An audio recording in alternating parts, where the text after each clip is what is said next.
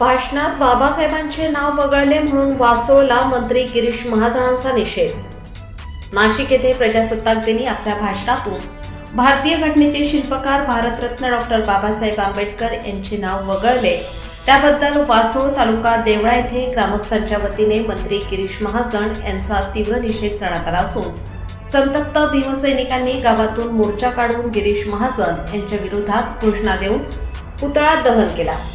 ज्या महामानवाने भारताला जगातील सर्वात बळकट लोकशाही दिली, त्या लोकशाहीमुळे गिरीश महाजन मंत्री आहेत।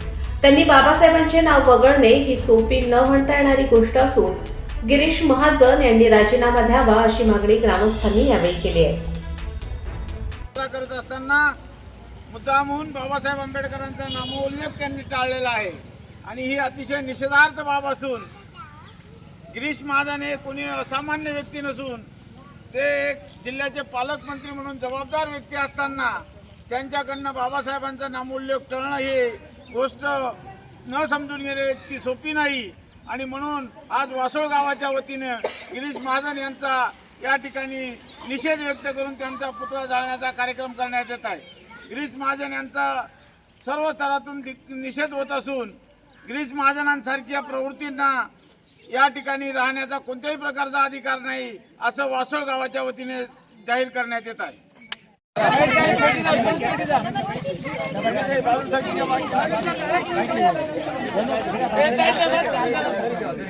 जय जय जय जय जय भीम जय भीम जय जय जय जय जय भीम जय भीम जय भीम।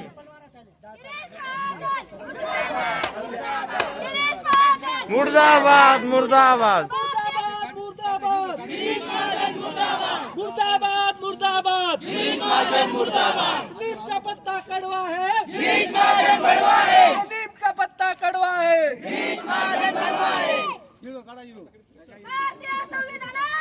विजय असो, विजय असो, विजय असो, जय भीम जय भीम।